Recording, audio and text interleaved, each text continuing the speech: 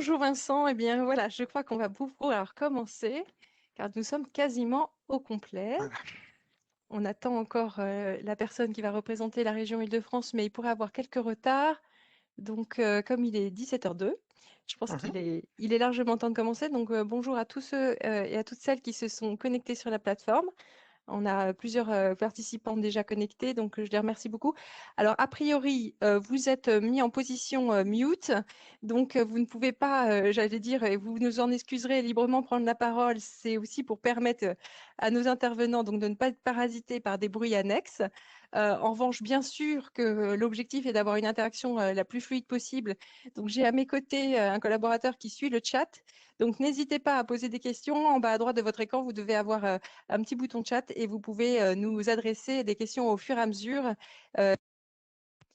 que je verrai apparaître, mais qui me seront aussi bien signalées pour qu'en aucun cas je n'oublie d'en soulever. Donc, merci de vous être joint à nous. Alors, c'est un webinaire qui est co-organisé MEDEF National, MEDEF Paris, et nous sommes donc avec deux personnes qui représentent le MEDEF Paris et nous diront quelles sont leurs fonctions à la fois de manière professionnelle, mais aussi dans leur investissement au MEDEF. Alors, aujourd'hui, nous sommes rassemblés pour une petite heure d'échange autour de la numérisation des PME. Parce que la numérisation, eh bien, écoutez, tout le monde en parle, mais la faire, c'est mieux. Et la question de comment s'y reprendre, par quoi on commence. Beaucoup d'entreprises sont venues vers le MEDEF et sont venues vers les organisations professionnelles pour parler de leurs problématiques qui ont été exacerbées pendant le confinement. On a vu une accélération des usages, j'allais dire, surprenante et exponentielle. Je peux peut-être citer quelques chiffres à la volée, mais vraiment, c'est pas pour vous ennuyer avec des chiffres. Donc, on a vu la télémédecine augmenter de manière, je vais dire, majeure. Pratiquement, on a augmenté, j'allais dire, on est passé de 1% de téléconsultation à 10% des téléconsultations, donc c'est quelque chose de massif. Pour le télétravail aussi, on a des chiffres absolument incroyables puisque c'est 5 millions d'actifs qui ont travaillé, qui ont télétravaillé pendant le premier confinement. Donc tout ça, c'est des usages dans la vie quotidienne qui changent. Consulter son médecin, travailler à distance, enseigner, acheter. Alors qu'est-ce que ça change pour les entreprises dans la manière dont elles ont commencé aussi à interagir avec leurs clients? Comment est-ce qu'on améliore sa numérisation qui souvent a été commencée? Alors pour en parler et sans trop voilà, parasiter le début de cette intervention, je voulais présenter Paola Fabiani. Donc, Paola, bonjour. Est-ce que vous pouvez nous dire en deux mots, voilà, qu'est-ce que vous faites, quelle est votre entreprise et quelles sont vos missions au MEDEF? Tout à fait. Bonjour Maxence, bonjour à tous. Déjà, merci beaucoup de me recevoir. Donc, Paola Fabiani, je suis présidente d'une société qui s'appelle Wisecom, que j'ai fondée en 2005, qui est en fait une société de centre d'appel, mais un peu atypique, puisqu'on a relocalisé les centres d'appel en plein cœur de Paris en 2005, en prenant le contre-pied du marché. Et par ailleurs, donc, je suis administratrice du MEDEF Paris et présidente du COMEX 40, c'est le COMEX 40 du MEDEF. Le COMEX 40 est l'organisation des moins de 40 ans, des quarantenaires du MEDEF. On a pour rôle de challenger, réfléchir aux grands enjeux sociaux et sociétaux de nos entreprises. Voilà, rapidement.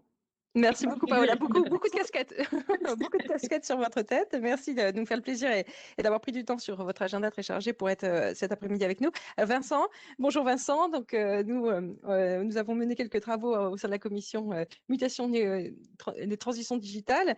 Qu'est-ce que vous pouvez nous dire aussi de votre activité et de votre rôle au MEDEF? Bonjour à tous. Merci Maxence de cet événement. Merci MEDEF Paris. Alors, OCETI, c'est un cabinet de conseil. Nous travaillons, notre baseline, c'est Business and Digital Process. Donc, nous travaillons sur beaucoup de problématiques de gros projets ou de projets d'optimisation et de transformation digitale, pilotés, transformés et sécurisés, parce que c'est important de sécuriser tout ça. On a un panel de clients assez large, des PME, ETI, des grands comptes dans l'industrie, dans la défense, dans les services. Et alors, moi, je suis au MEDEF Paris depuis assez longtemps. Je crois que j'étais membre depuis 2003. J'en suis effectivement administrateur également. Et j'ai la chance, donc, Maxence, d'être au bureau de la commission avec toi et d'animer un GT qui est un GT sur la valorisation des données, où nous travaillons beaucoup sur des cas d'usage parfois très ambitieux, mais aussi souvent très concrets pour les entreprises, y compris pour les PME. Merci beaucoup cette présentation très synthétique, mais effectivement, votre engagement vous honore et nous vous en remercions beaucoup. Alors effectivement, une entreprise numérisante certainement pour Vincent, numérisée et numérisante aussi pour Paola. Peut-être alors commencer pour rentrer tout de suite dans le vif du sujet. Effectivement, tous ces usages qui se sont transformés, ça change les attentes des clients, ça change vos interactions avec vos fournisseurs et votre écosystème économique. Alors, en quelques mots, tout le monde a compris qu'il était nécessaire de se numériser. Mais par quoi commencer, en fait, puisque le pourquoi est à peu près clair. Comment vous voyez changer les choses et effectivement, comment est-ce qu'on peut démarrer? Alors, effectivement, beaucoup de questions sur combien ça coûte, quels sont les sujets sur lesquels je dois finalement concentrer mes efforts. Récemment, il y a un sondage IFOP qui a été paru après une enquête en décembre sur des chefs d'entreprise, donc 400 dirigeants de TPE de 1 à 9 salariés, et leur budget de numérisation, c'était pour une partie seulement supérieure à 5 000 euros. À peine plus de 10% des interrogés avaient un budget supérieur à 5 000 euros à dépenser. Donc, on voit que c'est une somme relativement restreinte. Donc, Vincent, est-ce que vous voyez changer concrètement en ce moment sur le marché? Et si vous aviez un conseil à donner, on commence par quoi? Ah, alors, on commence par quoi?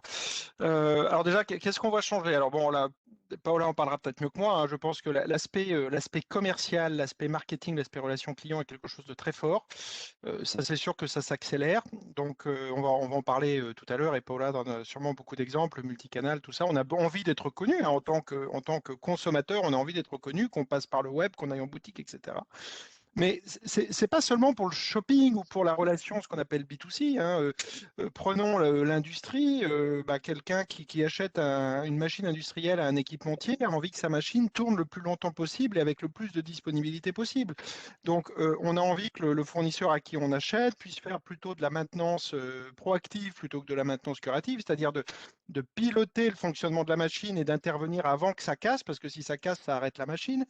Donc, en fait, le digital n'est pas une fin en soi, c'est pour optimiser la productivité, pour optimiser la valeur, on a besoin de plus en plus de performance, et ça passe par les hommes, bien sûr, les femmes et les hommes qui travaillent, mais ça passe aussi par le digital, par la maîtrise de la donnée, etc. Donc, il y a cette pression d'avoir un contact permanent avec ce qui se passe, et donc avec la donnée et les processus digitaux qui sont importants. Et puis là, on est en plein dedans, le télétravail, la mobilité. Alors, avant cette crise du Covid, c'était le besoin pour les commerciaux de voyager, de pouvoir travailler à l'hôtel, etc. Donc, des processus digitaux, de plus en plus de dématérialisation des documents, d'accès à des applications et de sécurisation, parce qu'on veut se connecter à son système d'entreprise en toute sécurité. Mais là, bien sûr, avec cette crise que l'on connaît depuis un an, c'est extrêmement accéléré et ça touche tous les corps de métier. Donc voilà quelques pressions qui font qu'effectivement ça s'accélère, et on parlera des coûts des investissements tout à l'heure. Ce n'est pas forcément avec des masses monétaires très fortes. Ça passe pas par des investissements technologiques toujours. Après, si on veut faire du big data, de l'IA, c'est autre chose, mais si on veut se digitaliser, être plus efficient, ce ne sont pas forcément des sommes astronomiques. Et dernier point, on a des besoins de formation très forts pour ce qu'on va appeler les TPE. Quand vous êtes un ou deux, avant de se digitaliser, il faut surtout se former. Et puis dès que vous êtes une petite organisation, 5-10 personnes, et bien là, effectivement, il faut réfléchir on revient par quoi il faut commencer. Il faut surtout réfléchir à ce qui est prioritaire pour l'entreprise. Et ça, il n'y a que les dirigeants et les managers d'équipe avec leurs équipes qui le savent et qui peuvent le proposer. Et puis, bien sûr, y aller progressivement, ça c'est important. Il faut dépenser ses sous et définir ses objectifs avec des paliers très progressifs, je pense. Paola, comment vous voulez réagir à ce que Vincent a dit? Qu'est-ce que vous voyez changer autour de vous? Et c'est la raison pour laquelle les entreprises ont envie d'y aller. Alors, je pense qu'en fait, la question du numérique, le virage du digital, c'est une question qui est un peu sur toutes les bouches, sur toutes les lèvres. Et en fait, comme l'a très bien dit Vincent, qu'est-ce qu'on met derrière ce mot, en fait? Parce qu'appliquer finalement à nos entreprises, à notre quotidien et à nos secteurs d'activité qui sont tous différents, c'est finalement comment on le met en œuvre et où. Moi, je pense qu'il y a un focus qui, quelque part, fait l'unanimité, c'est finalement le client. Alors le client, ou le prospect avant d'être client bien sûr, qu'il soit B2B ou B2C, c'est-à-dire particulier ou professionnel, quel que soit son type, quel que soit finalement le secteur, il y a un message commun, et ça je pense qu'effectivement la crise sanitaire, alors pour moi n'est pas un game changer, mais un accélérateur, a mis en avant et mis en valeur finalement ce besoin de cette modification des usages. Et donc, qui dit finalement on est tous drivés par le client, Et donc, qui dit modification des usages des clients, dit pour moi forcément modification de la proposition de valeur et des attentes. Donc, il faut qu'on s'adapte. Donc, pour moi, quelque part, l'angle du digital, il faut avant tout le prendre sur le prisme du client.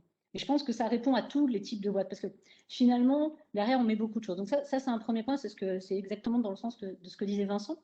Et puis finalement, une fois qu'on a dit ça, ça veut dire quoi le client? Ça veut dire déjà lui donner des nouveaux modes de contact.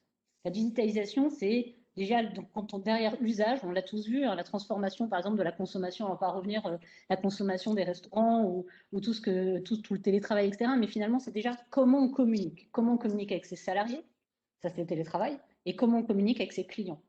C'est un premier pas, pour moi, vers le digital, un premier step, une première question à se poser finalement en tant qu'entrepreneur.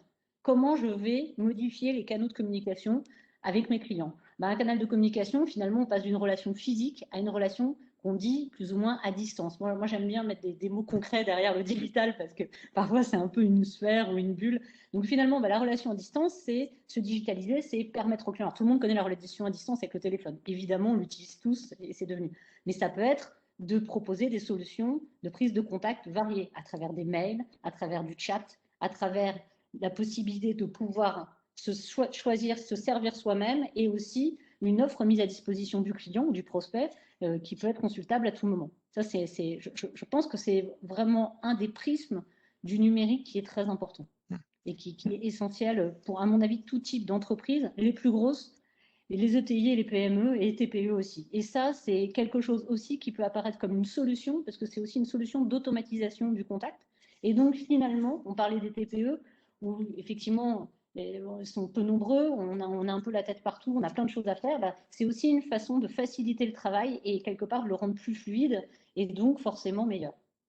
Donc plus fluide, c'est plus de compétitivité. Est-ce que justement, quand on veut gagner en compétitivité et automatiser un certain nombre de process, finalement le numérique arrive à point nommé, mais est-ce que du coup, les chefs d'entreprise que vous rencontrez, ils ont conscience en fait que cette compétitivité est au bout du chemin et que l'investissement qu'ils vont faire financier, quelquefois important et humain, parce que ça prend du temps, qu'il y aura un retour sur investissement en fait à la fin. Et est-ce qu'on sait le quantifier? Est-ce qu'il y a une manière de l'évaluer? Est-ce que Vincent, quand vos clients vous demandent, mais si je fais ça, combien ça va me rapporter? Est-ce que vous avez une réponse à ces questions-là ou c'est dans les grandes masses? Alors, c'est dans les grandes masses ou pas, tout dépend de l'objectif. Alors déjà, par rapport aux exemples que Paola a cités, on voit bien que déjà on cite des technologies très connues. Alors moi, j'aime bien ça parce que il n'y a pas un grand saut à faire, hein. Moi, je pense que l'entreprise française, l'entreprise doit avoir confiance aussi dans son passé. Je veux dire, la digitalisation, c'est pas, on saute pas d'une falaise comme ça. Il y a des gens, des entreprises qui ont commencé il y a très longtemps. Les entreprises, les PME industrielles avec la CAO, etc., dans les années 2000. Et puis, on a mis en place des échanges de flux de l'EDI quand on était dans l'automobile ou dans l'alimentaire ou dans l'aéronautique pour travailler avec ces grands donneurs d'ordre. Et ça, tout ça, ce sont des équipes, des étapes de digitalisation progressive qui fait que quand même, rassurons-nous, beaucoup d'entreprises, elles n'ont pas forcément l'expertise de la tendance d'aujourd'hui, mais elles ont un savoir-faire et depuis pas mal d'années, elles se sont adaptées, elles s'y sont mis finalement à la digitalisation. Donc, ayons confiance dans le passé de l'entreprise pour les challenges du futur. Je pense que c'est important et surtout c'est progressif. Alors, les enjeux, ils sont de. En fait, le ROI, on pourrait comment dire, le calculer d'une manière très négative, c'est-à-dire les gains que l'on va faire et du coup les ressources, etc., que l'on va pouvoir maîtriser. Mais en fait, la question ne se pose pas dans ce sens-là. Moi, je dis toujours que quand on digitalise la transaction, il faut en profiter pour humaniser la relation. Donc finalement, il y a tout un tas de personnes. Je prends un exemple tout bête. Avant, quand on n'était pas en démat fiscal, en facture électronique, en système d'achat électronique, qu'est-ce qu'on faisait? Les achats récupéraient des factures, des bons de commande et tout ça. Ça faisait tout un tas de petites fiches. Et puis, il y avait quelqu'un qui prenait toutes ces petites fiches, qui montait 2 étages ou qui changeait de site pour aller les donner à la direction financière. La direction financière également qui les donnait sur le bureau du patron pour qu'il mette ses tampons pour signer les virements en disant oui, c'est bon, j'ai bien eu mes réceptions de mes commandes et de mes factures, donc vous pouvez y aller, etc. etc. Bon, tout ça, ça prenait un temps fou finalement. Aujourd'hui, c'est beaucoup plus digitalisé. Donc les gens vont faire beaucoup plus d'analyses. On va faire, comme le dit Paola, beaucoup plus de relations clients et à tous les niveaux.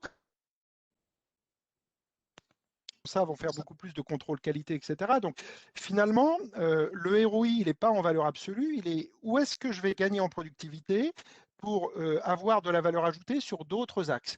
Et finalement, quand on dit ça, bah, malheureusement, on est peut-être dans un ROI financier purement à zéro, gain quelque part, mais il y a des compétences et des valeurs ajoutées qui sont déplacées. Et ça, c'est très important. Alors Oui, et après, puis des le ordres de risque grandeur. potentiellement, c'est éventuellement de perdre son marché, enfin, c'est d'être doublé Oui, aussi. C'est-à-dire, c'est le fait la de gagner compétitivité, ouais, en ROI, mais c'est aussi le fait que Alors d'autres voilà, le font. clairement. voilà, de toute façon, la question n'est pas de savoir si on va changer ou pas. Ça, je pense que c'est une dynamique, c'est de savoir comment changer, comment graduer cet effort et puis quelle vitesse prendre. Mais un exemple, quelques exemples, hein, digitaliser toute une fonction finance dans un grand groupe de 5000 personnes avec un périmètre très large, ça a été pour nous et pour eux 1 an et demi de travail. Bon, euh, dans une TPE, une PME, pardon, on a fait quasiment la même chose en 3 à 4 semaines, et dans un ETI en moins d'un trimestre. C'est-à-dire qu'en moins d'un trimestre, eh ben, tous les documents papier à l'entrée de l'entreprise pour la tenue comptable étaient complètement digitalisés avec des systèmes digitaux, etc. Il n'y avait plus d'archives papier nulle part, en tout cas dans l'entreprise, etc. Et vous voyez les ordres de grandeur. 3 à 4 semaines, 3 mois, un trimestre pour une ETI, et puis 1 an et demi pour un grand groupe. Donc finalement, l'image de Pinal qui dit que ce sont toujours les grands groupes les mieux servis, les plus agiles et puis qui font les choses, c'est pas vrai. Il y a des PME qui font les choses très bien et très vite et beaucoup plus vite qu'un grand groupe. Un autre exemple dans le monde de la boulangerie et de l'agroalimentaire, une entreprise très connue du centre de Paris s'est dit, mais comment mes clients qui viennent toute la semaine m'acheter du pain, comment est-ce que je peux les toucher le week-end en leur proposant des pains au chocolat, etc. Donc, ils se sont dit, tiens, on va faire un partenariat. Ça, le travailler ensemble dans la digitalisation, c'est très important. On a son métier et on peut trouver un partenaire qui a un autre métier également complémentaire. Bref, ils se sont associés avec une entreprise spécialisée dans la livraison du dernier kilomètre. Et en moins de 6 semaines, il y avait une offre de livraison des pains au chocolat et des croissants dans toute l'île de France pour leurs clients qui travaillaient habituellement à Paris, mais n'y habitaient pas forcément le week-end. Donc, vous voyez, en 6 semaines, ils ont fait un prototype, ils ont lancé une offre, ils ont trouvé un partenaire et ils ont des clients qui continuent à commander chez eux le week-end pour avoir leur pain au chocolat et leur croissant le dimanche. Donc, on n'est pas sur 3 ans de travail, on n'est pas sur des années d'investissement.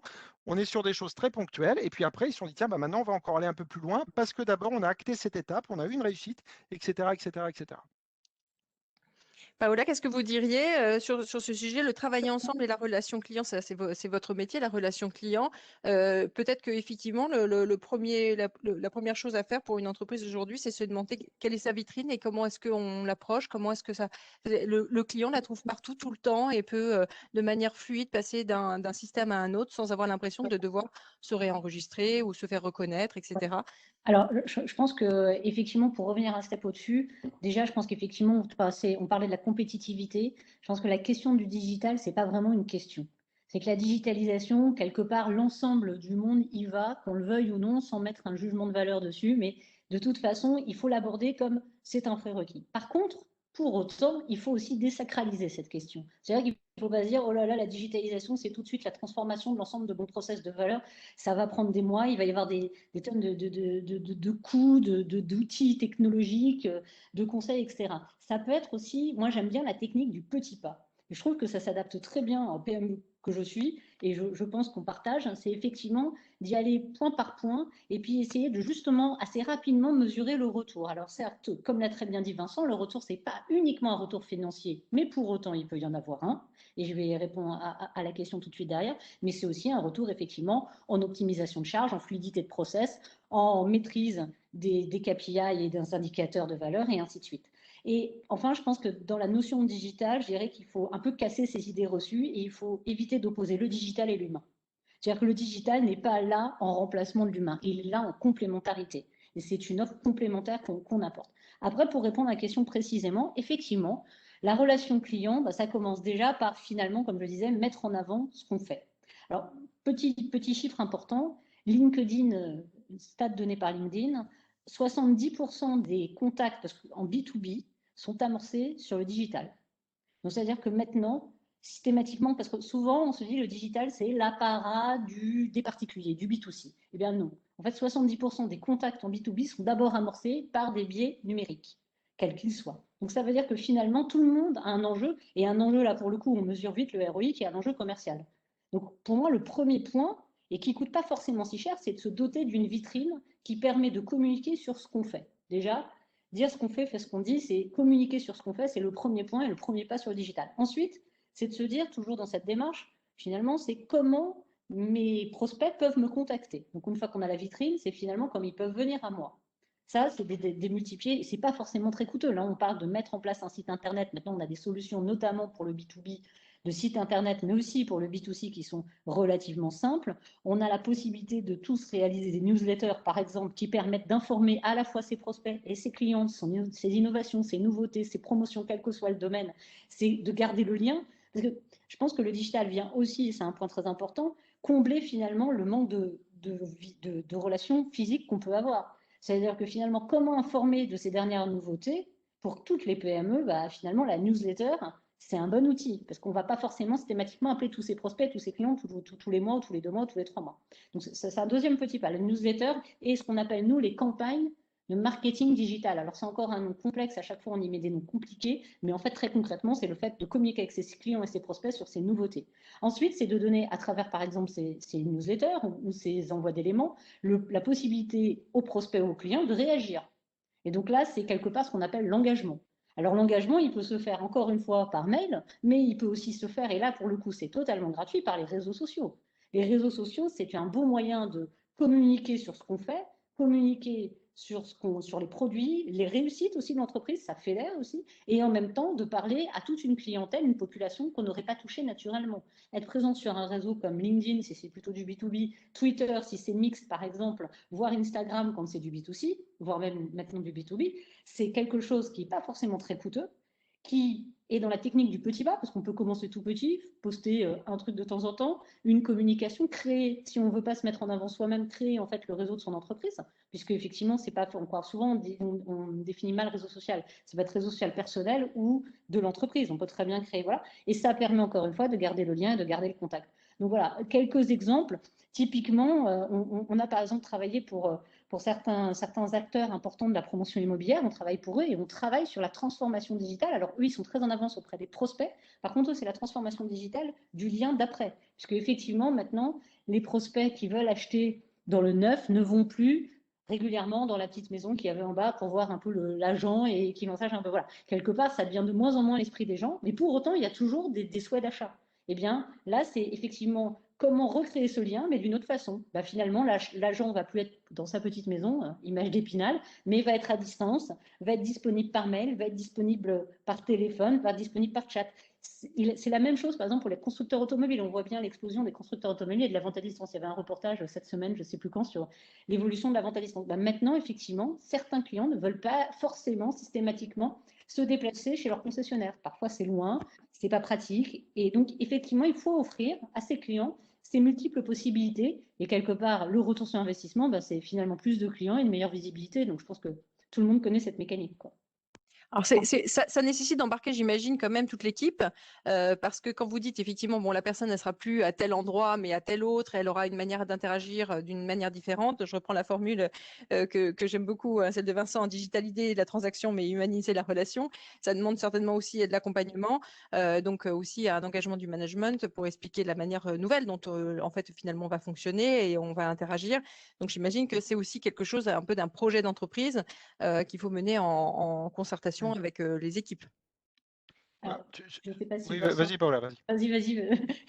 Non, mais en fait, c'est vrai de tout. Là, on est dans la gestion du changement. Et vous savez, il y a quelques années, on parlait des ateliers d'innovation en disant, tiens, il faut choisir des collaborateurs et puis les mettre dans une salle et les laisser brainstormer, etc., avec des post-it et tout. Mais là, c'est un peu pareil. Je veux dire, bien sûr, il faut une stratégie digitale et il faut que le management, la direction, le COMEX bonnes idées ne sont pas forcément top-down, hein. Elles peuvent aussi être en bottom-up, hein. Vous mettez quelques personnes d'un service achat en disant cherchez, proposez-moi des choses pour que ça soit plus fluide, pour gagner en productivité, pour mieux qualifier et connaître vos fournisseurs. Les gens vont se passionner sur le sujet et vont trouver et vont eux-mêmes alors, réclamer les formations qu'il faut, mais eux-mêmes convertir leurs fonctions finalement, dire bah, du coup, comme je ne vais plus faire ça, moi je propose de faire ça, etc. etc. Donc, ça doit être un projet d'entreprise, en tout cas, cette dynamique de se transformer, mais encore une fois, ayant confiance, les entreprises se transforment depuis des années et des années sur plein de sujets, donc elles sauront le faire.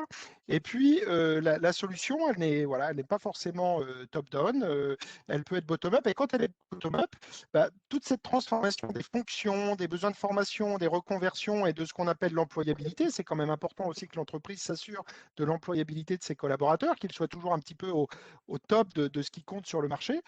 Souvent, ça se trouve tout seul. Nous, on a eu un cas comme ça avec un client, et en fait, la puissance des idées, le sérieux des idées, et puis la capacité de voir à 360 degrés, et disant, bah, du coup, on va se former là-dessus, on va plutôt transformer nos fonctions comme ça, comme ça. Enfin, ils avaient tout fait tout seul, en fait, avec une richesse. Alors, il faut les guider un petit peu, etc. Mais c'était très intéressant. Donc, oui, ça doit être un projet d'entreprise.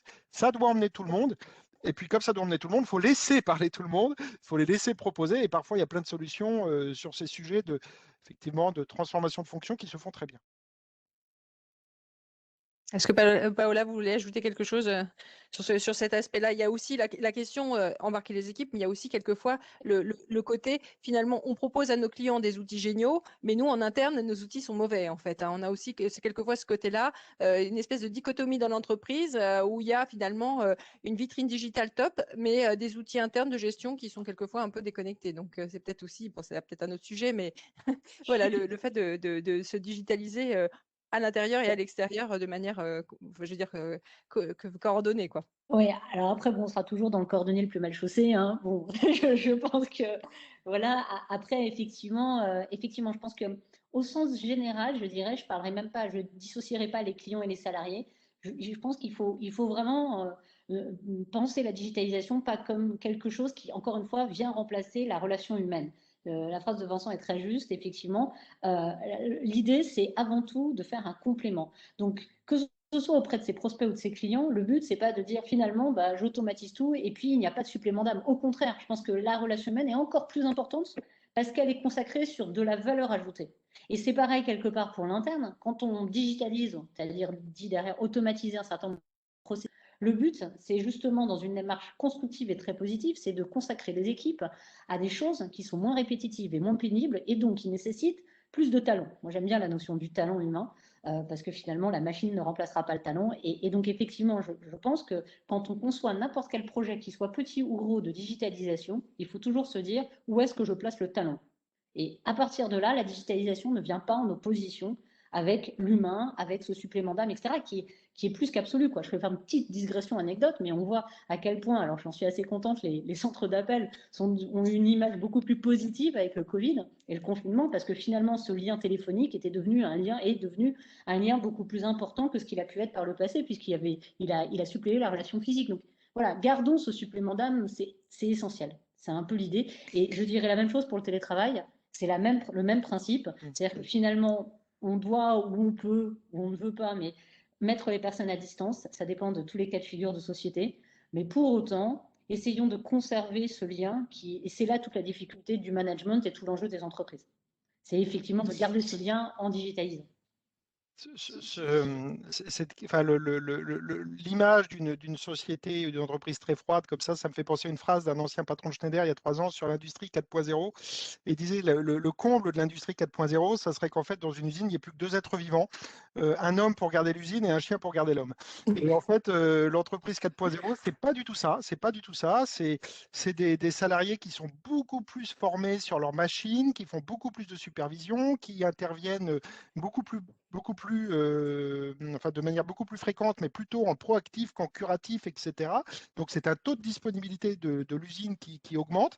Et donc, c'est en fait très humain parce que toute cette intelligence, c'est quand même l'humain qui la déclenche et qui la supervise.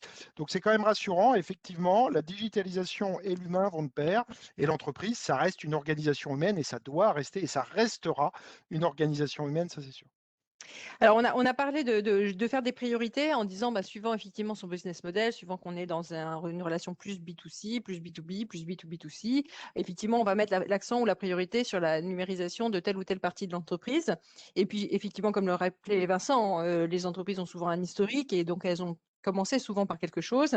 Et donc, la question, c'est effectivement de s'adapter en fait, au changement d'usage, à la manière dont les clients et les prestataires, les partenaires interagissent. Alors, on se fait aider par qui et comment? Je vois que Madame Lefebvre nous a rejoint de la région Île-de-France. Je vais lui passer la parole dans quelques instants.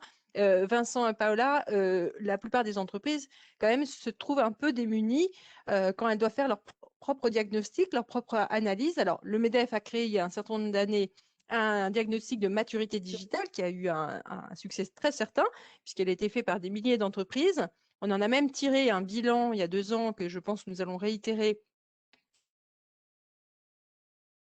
On l'avait on avait fait le constat, mais on n'était pas le seul, hein, de faire le constat d'un retard relatif quand même de la France par rapport aux pays voisins, aux pays européens. Il y a un index qui est très connu à l'Europe, fait par la Commission européenne chaque année, qui porte le joli nom de l'index DAISY pour le Digital European Single Index. Donc c'est un index qui classe tous les pays européens en termes de digitalisation, et la France stagne à la 15e ou 16e place depuis des années.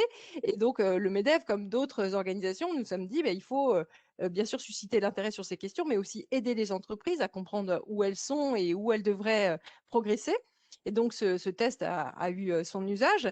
Maintenant, une fois qu'on a fait le test et qu'on se dit qu'on aurait peut-être quelques progrès à faire sur effectivement soit sa relation marketing digital, soit son traitement des données comptables, soit effectivement sa logistique, concrètement, pour trouver un acteur qui nous accompagne ou pour s'aider à faire un peu cette analyse, qu'est-ce que vous diriez? Parce que bien sûr que chacun d'entre vous, c'est un peu votre métier, mais pour une entreprise, comment se tourner vers un bon professionnel et avoir les grandes mailles? Je sais que c'est difficile, on peut difficilement faire un répertoire d'un site web, ça coûte entre temps et temps, puisqu'en fait, ça peut dépendre de toutes les, je veux dire, les dispositions et toutes les précisions qu'on souhaiterait y apporter. Mais est-ce que vous pouvez un peu éclairer quand même voilà, l'auditoire sur se faire aider? Ça consiste à trouver, bien sûr, une entreprise qui puisse vous accompagner, mais plus précisément, est-ce que vous avez des exemples de manières de faire qui réussissent et ou des budgets à prévoir quand même pour certaines étapes?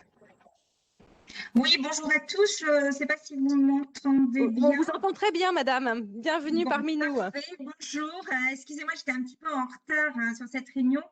Donc, je prends le relais de Bernard Géry, qui est conseiller. On vous en remercie numérique, beaucoup.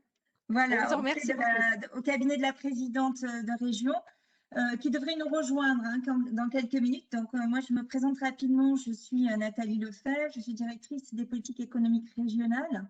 Donc, au sein de mon équipe, on met en place effectivement des dispositifs qui permettent aux entreprises des principales filières de se développer. Donc, soit en matière de digitalisation, on a les politiques également d'entrepreneuriat, d'innovation, d'international. Donc, voilà, on couvre un champ très, très large des politiques mises en œuvre. Donc, nous, la digitalisation des entreprises, c'est un sujet sur lequel on travaille depuis longtemps, avec des mesures d'accompagnement qui ont été lancées bien avant la crise.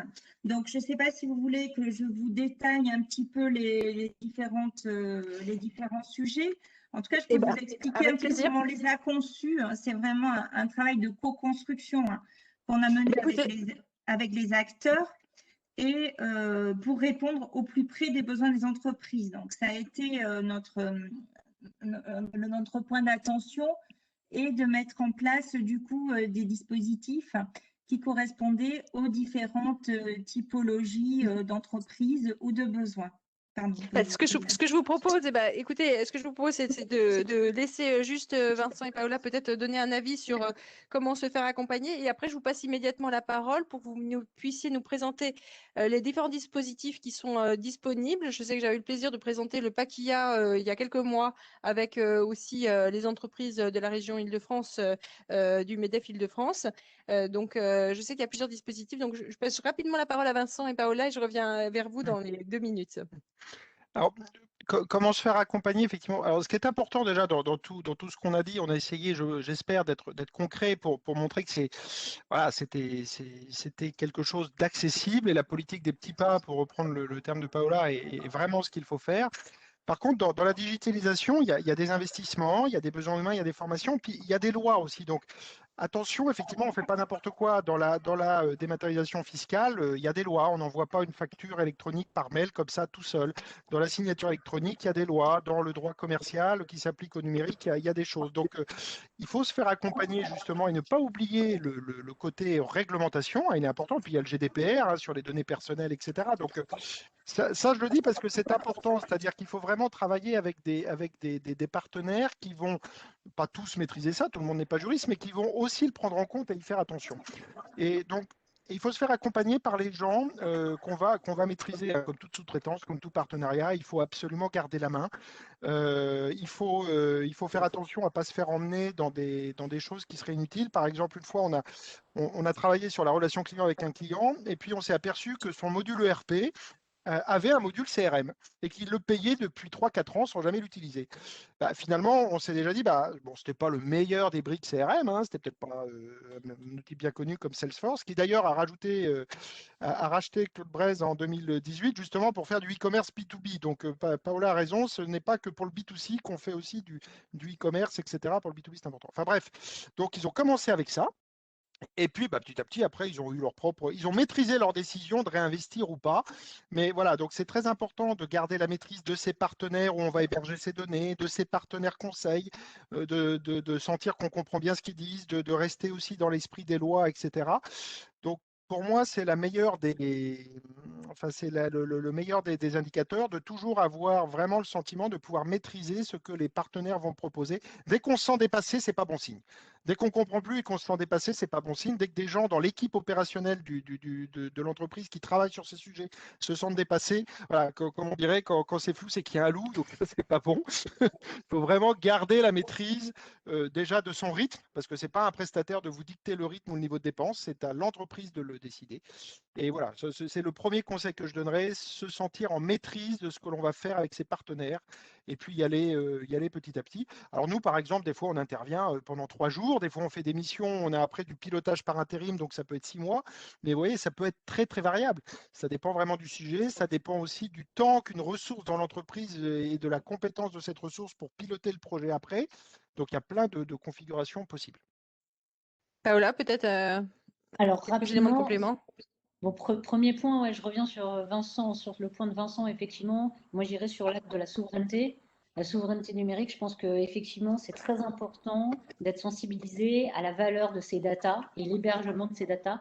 C'est un sujet qui touche tout le monde. Là, il y a eu du hacking sur des grosses institutions et des plus petites. Moi, j'ai certains de mes clients, je ne citerai pas, qui l'ont été. Donc, vraiment, je pense que déjà, il y a quand même cette sensibilisation à voir. Ça ne touche pas que les autres et ça bloque une entreprise de nos jours. C'est-à-dire qu'on est hyper data dépendant.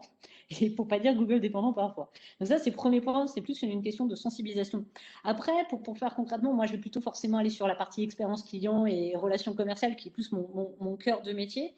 Je pense qu'effectivement, avant tout, il faut garder la maîtrise. Mais il faut aussi, encore une fois, désacraliser les montants. Prendre un CRM très performant qui fait des trucs magnifiques, je ne citerai pas de nom, mais il y en a plusieurs, c'est 80 €. On va dire que c'est entre 50 et 100 € une licence. Mais une licence, parfois, peut suffire. Et elle va permettre de faire du CRM, du digital et un certain nombre de choses. Ce n'est pas forcément un budget monstrueux. On peut mettre 2 licences, 3 licences, mais même des entreprises de 50, 100 personnes n'ont pas forcément plus de 3 licences, puisque c'est le commerce ou c'est la gestion des clients qui vont l'avoir. Ça, c'est un premier point. Un deuxième point, nous, on accompagne beaucoup de nos clients dans l'externalisation des services clients, mais au sens, comme on l'entend, services téléphone, mail, chat. Et on a, par exemple, on a des offres qui sont uniquement à la demande, c'est-à-dire qu'en fait, on facture, mis à part un lancement, on va facturer qu'à l'acte. C'est-à-dire qu'on est sur des petites volumétries d'appels, des petites volumétries de chat, de mail. Ils ont déjà développé un site internet qui permet cette accessibilité, mais par contre, derrière, ça peut très bien être sur des budgets relativement faibles. Et puis enfin, le site internet, de nos jours, encore une fois, c'est à moins de 5 000 €, on a des très beaux sites internet. Et le site internet dure très longtemps. Donc, j'ai peut-être axé sur l'angle, effectivement, relations, expérience client et relations commerciales, mais j'essaye un peu de casser ces idées reçues. Finalement, rapidement, avec un budget, certes, à mon sens, raisonnable, on peut très bien accéder à ça. Et encore une fois, j'insiste, mais les réseaux sociaux, c'est gratuit. Donc, c'est un premier pas et ça permet de s'informer. J'ai eu 2 questions dans le chat que je soulève avant de me tourner vers la région Île-de-France. D'abord, quel est le rôle du MEDEF dans la mise en œuvre? Je me permets de lire la question qui nous a été adressée. Quel est le rôle du MEDEF dans la mise en œuvre du plan de relance numérique pour les TPE, PME, diagnostic numérique, des CCI, CMA, appel à projet, transformation, BPI, France Num, etc. Alors, d'abord, oui, effectivement, le MEDEF est partenaire de France Num et nous, on a participé aux travaux sur le développement, effectivement, des activateurs. Donc, si vous allez sur le site de France Num, je vous encourage à le faire. Vous pouvez trouver répertorié un certain nombre de professionnels activateurs qui peuvent vous accompagner dans cette phase de diagnostic et de compréhension en fait, des points peut-être de faiblesse de votre progression digitale. Donc effectivement, vous avez tout à fait raison, monsieur, de le souligner, les activateurs France Num sont là. Maintenant, la cartographie des activateurs, moi je l'ai souvent parcouru, il y a quand même des zones où c'est pas toujours évident de trouver un prestataire, hein, honnêtement, donc sur la géographie. Le MEDEF, alors le MEDEF, je veux dire, en tant que tel, nous n'avons pas une prestation précise pour accompagner les entreprises à aller chercher effectivement ou à répondre à des appels d'offres de BPI ou à aller chercher des subventions. En revanche, on essaie de diffuser l'information au maximum pour qu'effectivement, peut-être avec votre MEDEF territorial qui lui est peut-être plus outillé que le MEDEF national pour vous accompagner, mais on essaie j'allais dire de faire de l'information comme aujourd'hui sur toutes les aides qui sont mises à disposition. Alors au niveau national, il y a un chèque de numérisation de 500 €. Nous, il nous semble peut-être pas encore suffisant par rapport aux besoins. Il peut répondre à quelques petits besoins, effectivement, notamment pour les commerces qui ont eu besoin très rapidement de mettre en place quelques petites solutions rapides. Mais effectivement, nous, et c'est pour ça qu'on a invité la région là, tout de suite, on pense que des budgets un petit peu plus conséquents seraient nécessaires parce que c'est aussi l'opportunité pour des entreprises de prendre ce virage. Donc voilà, je passe la parole à Madame Lefebvre. Je vous remercie beaucoup. Si Monsieur Giry arrive, bien sûr, on lui fera aussi la place. Mais je suis vraiment ravie de vous avoir avec nous. Est-ce que vous pouvez nous dire en quelques mots, justement, les différentes, je vais dire, produits ou aides que vous promouvez auprès des entreprises pour que justement elles accélèrent cette numérisation et ou qu'elles se lancent dans des projets qu'elles n'auraient peut-être pas osé lancer sans cette aide?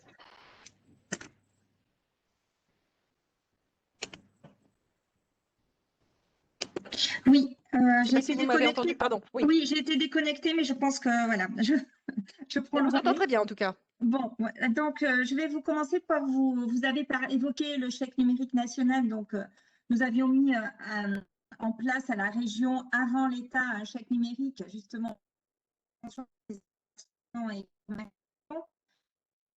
et qui est ciblé du fait de 1 500 €, donc qui prend la moitié des coûts qui nous sont présentés. Sont éligibles les artisans, commerçants et établissements qui sont situés en Île-de-France et pour un effectif jusqu'à 19 salariés. Avec ce chèque, on prend des dépenses de bout, ça permet à l'entreprise d'engager un programme d'investissement dans le domaine et dans les solutions numériques qu'elle a envie de mettre en place, à la fois sur ses dépenses de fonctionnement, donc des abonnements, des solutions digitales, des logiciels de caisse, des logiciels de gestion de clientèle, des frais d'installation, de formation, des frais de résidence, je ne vais pas tout citer, mais donc ont des abonnements pro, Wi-Fi, des locations de box, enfin, c'est très large. C'est très vaste, oui. Jusqu'au service de livraison, donc qu'on a voulu vraiment aussi mettre en avant et qui ont été mobilisés dans le cadre de la crise sanitaire, et également des dépenses d'investissement pour le développement ou l'acquisition de sites internet, licences, l'achat d'écrans digitaux pour la diffusion de contenu. Donc, comme vous pouvez le voir, c'est très vaste. Donc là, et aussi le public bénéficiaire est très vaste. Donc là, ça coupe un petit peu là. Vous pouvez déposer des démarches. Vos demandes, pardon, c'est les démarches Île-de-France.fr. C'est un site de diffusion et d'achat mes démarches. C'est assez simple. Donc, c'est opéré. La région le fait opérer par la CCI. Donc, c'est la CCI qui instruit pour le compte de la région ces aides. Voilà, c'est un partenariat avec la CCI. En parallèle, on a mis, juste pour information, parce que ce n'est pas directement à destination des entreprises, dans le cadre de la crise sanitaire, on a mis également en place une aide dédiée aux communes pour que sur certains territoires, il puisse y avoir, à l'initiative, par exemple, des associations de commerçants, des mesures qui soient mises en place, et on les a aidés à labelliser, entre guillemets, à sélectionner des solutions pour les territoires. Donc, il y a un regroupement, en fait, pour faciliter le regroupement d'acteurs territoriaux.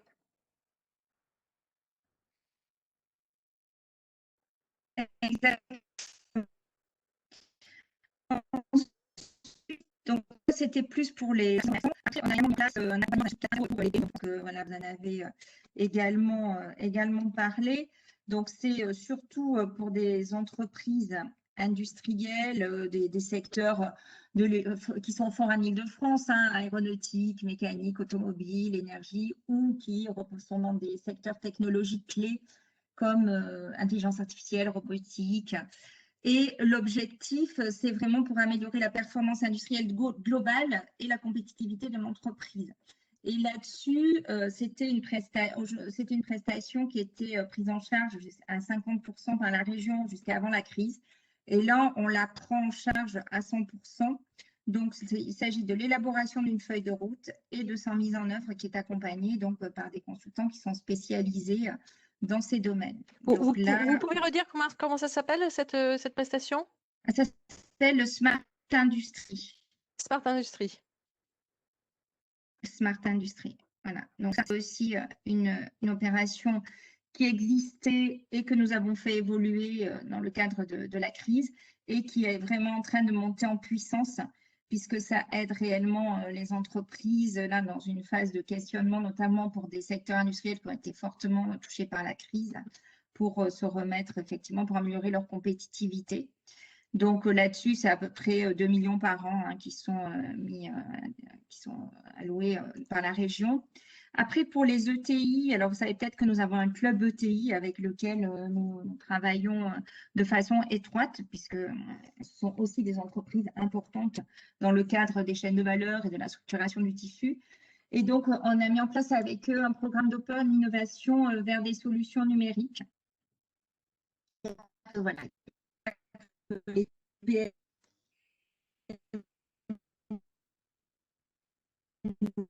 Ça saute un petit peu la leçon, malheureusement. Oui. C'est ce que vous expliquez tout à l'heure. C'est aussi un casse-tête pour des entreprises un peu plus grandes. Donc, ils nous ont sollicité voilà, pour les accompagner. Donc, je parlais du club ETI pour lequel nous avons mis en place un accompagnement spécifique. Ensuite, sur le plan plus technologique et pour aider à gagner en compétitivité, on a élaboré un pack intelligence artificielle que vous avez fait, qui est quotidienne et qui permet de gagner de la compétitivité grâce à l'IA à partir des données de l'entreprise. Donc, on s'adresse à des entreprises peut-être un peu plus matures, en tout cas qui disposent d'un jeu de données qui permet, à travers la mise en place d'un projet d'intelligence artificielle, sur une période de 3 mois, l'entreprise bénéficie de 37 jours d'accompagnement par des spécialistes de l'intelligence artificielle pour tester, pour mettre en place une preuve de concept dans son entreprise. Donc là aussi, c'était… Oui, c'est un programme dont moi j'ai eu la chance d'avoir un témoignage par une entreprise de Seine-et-Marne qui faisait de la qualité et j'ai trouvé que l'expérience et le témoignage de cette personne était tout à fait illustratif de la capacité à mettre en place un projet d'IA dans une entreprise de taille moyenne. Donc, il faisait de la détection de défauts dans sa production en IA et je trouvais l'exemple extraordinairement, très, très étonnant et très, très passionnant parce que finalement, ça touchait une entreprise effectivement de taille relativement moyenne et les résultats étaient très, très performants. Donc, si parmi nos auditeurs, il y a des gens qui font de la qualité produit, par exemple, l'application d'une IA sur la détection de défauts, c'est assez spectaculaire. Hein. Voilà, qu'ils n'hésitent pas effectivement à revenir vers nous. Ensuite, on a des appuis financiers aux entreprises à travers la gamme UP, donc les aides UP donc qui s'adressent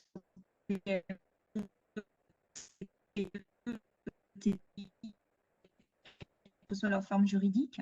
Ça peut aussi concerner, mais là je ne pense pas que ça concerne les autres. Et aussi, on peut, à travers ce dispositif PMUP, soutenir, donner une aide financière à la transformation numérique de l'entreprise.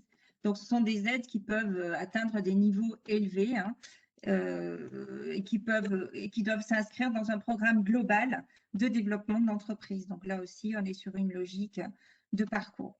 Donc, ce sont les principales aides que nous mettons en place pour l'accompagnement numérique.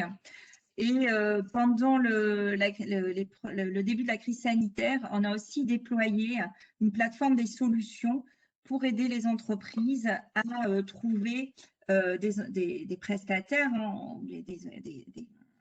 qui pouvaient leur proposer des solutions. Alors, en matière, ça peut être de télétravail, de vidéoconférence, de stockage des données, de cybersécurité dont on a parlé tout à l'heure, de RH et d'assistance et de conseil en ligne.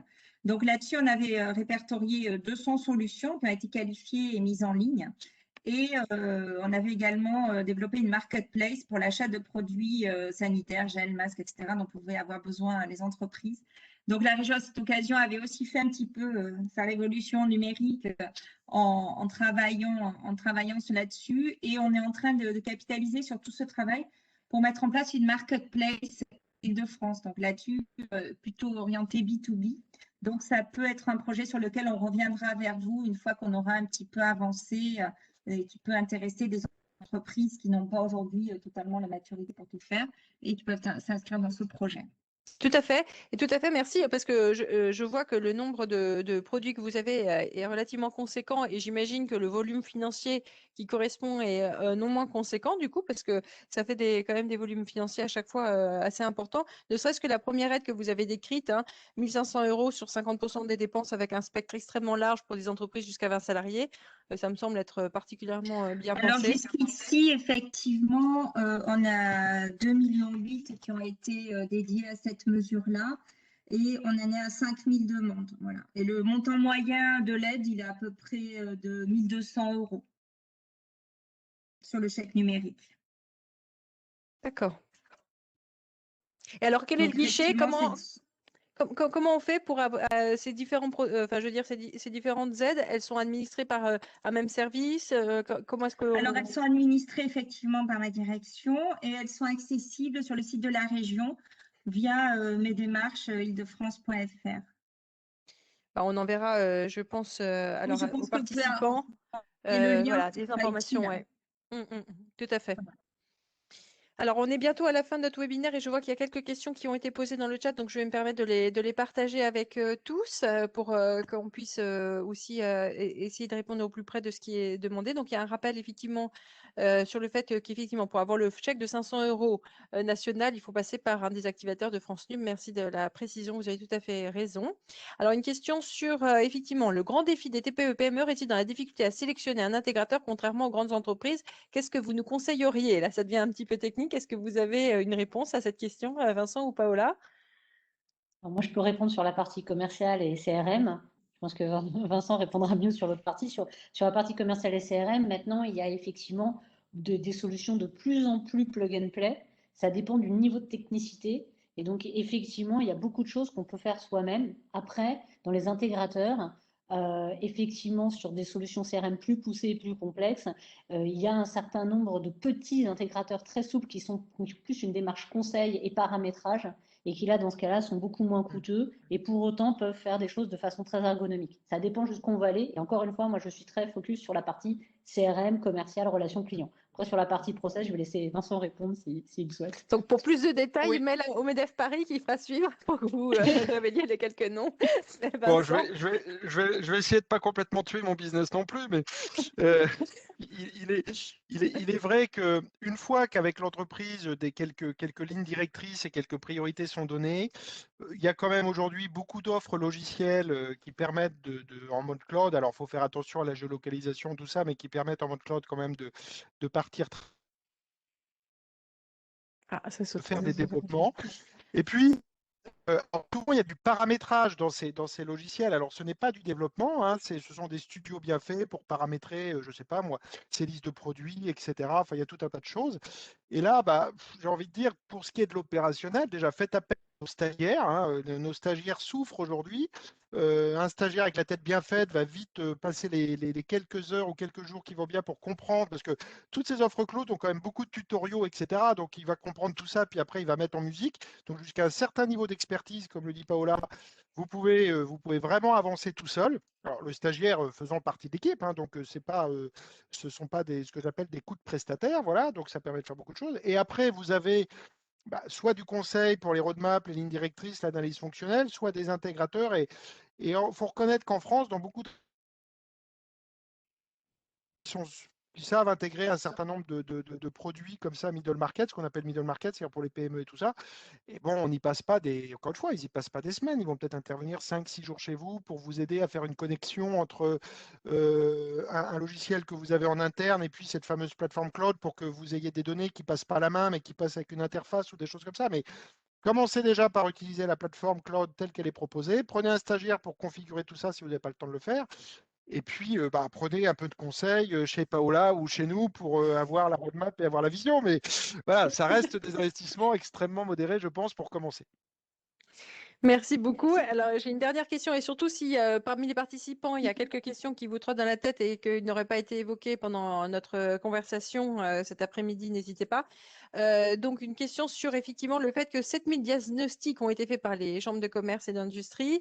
C'était des diagnostics gratuits qui ont été faits dans le cadre du plan de relance. Est-ce que vous savez, alors peut-être c'est vous, Madame Lefebvre, qui pourrez nous le dire, est-ce que vous savez qui met en œuvre les projets qui suivent ces diagnostics? Est-ce que c'est les activateurs France Num? Est-ce que c'est des gens de la région?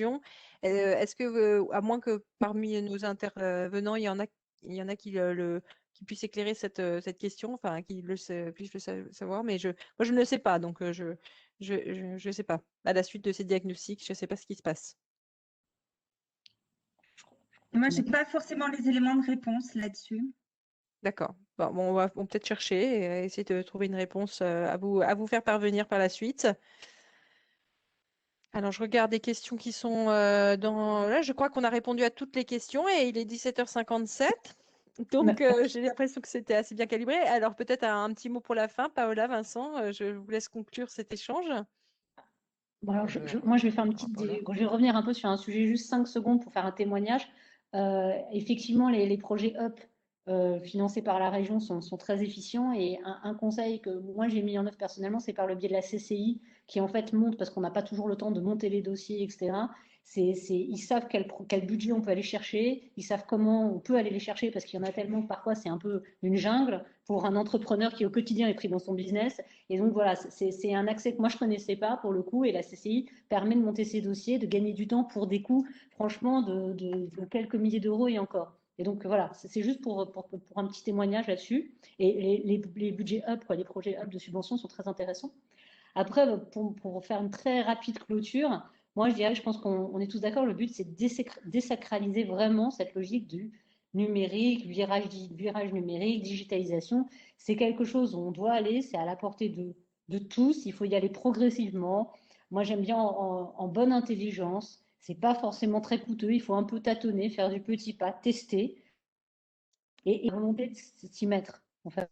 Et après, je pense qu'effectivement, ne pas engager tout de suite les plus gros budgets parce qu'on apprend en faisant et que, comme on le sait bien tous en tant qu'entrepreneur, je pense que c'est en ayant testé des choses qu'on se rend compte de ce dont on a vraiment besoin. Donc, commencer petit, mais y aller. Je pense que c'est voilà, c'est un peu la synthèse et en faisant attention à la souveraineté numérique et où sont hébergées les choses. Parce que rapidement, voilà, c'est un peu mon petit message.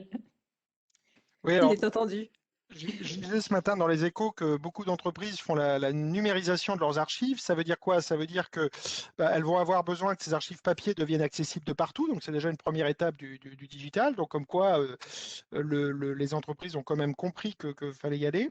Alors, effectivement, il faut y aller, oui. Et de toute façon, si la direction ne veut pas y aller, vos collaborateurs, mes jeunes et moins jeunes vont vouloir y aller et ont plein d'idées. Donc, pour aller vers la digitalisation de l'entreprise, déjà, impliquez tout le monde, faites des ateliers de travail, des ateliers à idées, du bottom-up, et je suis sûr qu'il y aura plein d'idées. La deuxième, quand même, et je pense que c'est vrai, aujourd'hui, la notoriété et la visibilité sont très importants. Donc, s'il y a un sujet sur lequel il faudrait commencer, et je ne veux pas te faire de pronostics trop figés, mais s'il y a quand même un secteur sur lequel il faut déjà y aller, si vous n'y avez pas encore été, c'est tout ce qui est visibilité, donc réseaux sociaux, sites web, capacité à se faire connaître ce monde numérique, ça c'est très important. Et puis ensuite, commencer à travailler des process sur lesquels vous avez le plus de problèmes, le moins d'efficience, le moins de contrôle ou le moins d'indicateurs de qualité. Et là, travailler avec vos équipes pour ça. Et puis enfin, bien sûr, maîtriser et vos investissements et vos partenaires pour rester maître de votre stratégie et de tout ce qui va se passer. Et puis, c'est pas une ligne droite, c'est-à-dire entre votre stratégie que vous allez définir aujourd'hui et celle qu'il y aura dans 6 mois, il y aura eu plein de zig et de zag. Mais c'est normal, vous le savez très bien, quand vous lancez un produit, le produit final est jamais exactement celui que vous avez pensé au départ. Il y a les retours d'expérience des clients, il y a les analyses, et ça sera pareil pour votre stratégie digitale. Elle va évoluer. Il faut rester en perpétuelle évolution, bien sûr. Merci d'avoir passé du temps ce soir. Nous avons le souhait avec les autres MEDEF territoriaux de décliner ce genre de conversation et d'échange pour désacraliser la numérisation dans d'autres MEDEF. Donc surtout si parmi nos auditeurs et auditrices, il y a des gens d'autres territoires et qu'ils ont envie de refaire quelque chose un peu similaire chez eux, surtout qu'ils n'hésitent pas à nous contacter, on le fera avec plaisir. On aura un webinaire bientôt avec cybermalveillance aussi pour reparler de la partie cyber parce que se digitaliser, c'est bien, mais il faut le faire, je donne raison à Paola, à la fois, si possible, en souveraineté et en sécurité. Et comme le disait Vincent, si vous n'y allez pas, le Shadow IT menace, c'est-à-dire le développement par vos collaborateurs d'outils dont vous n'avez pas nécessairement connaissance. Et ça, c'est pas forcément une bonne idée. Nous publions aussi régulièrement fiches et guides de toutes sortes, et notamment sur les réseaux sociaux. On va travailler bientôt parce que c'est vraiment un sujet économique majeur maintenant, comment interagir et se positionner sur les réseaux sociaux. Donc ça, c'est work in progress de notre côté au MEDEF national. En tout cas, un chaleureux merci à Madame Lefebvre de bien avoir voulu remplacer Monsieur Giry qui avait été retenu auprès de la présidente et on comprend très bien, à Vincent et Paola qui ont été là. À suivre pour tous ceux qui se sont enregistrés, nous allons essayer de vous renvoyer donc ce que vous avez dit, Madame Lefebvre, donc les points d'information et aussi peut-être une ou deux réponses qui ont été peut-être pas complètement complètes sur les questions qui ont été mises dans le chat. Donc, on va essayer de faire une réponse à ceux qui nous ont interrogés. N'hésitez pas, je vais mettre d'ailleurs dans le chat tout de suite à l'attention de tous les auditeurs mon mail. Comme ça sera fait. Voilà, je le fais tout de suite. Donc, s'il y a des réponses qui n'ont pas été données et si vous voulez nous contacter, n'hésitez pas, je suis là pour vous. Très bonne fin d'après-midi à toutes et à tous. Merci encore beaucoup Vincent et Paola et à bientôt dans les couloirs du MEDEF. Et merci Madame de votre présence avec nous aussi ce soir. Merci à tous. Merci à tous. Merci. Bonne soirée. Au revoir. Au revoir, merci. Merci Madame.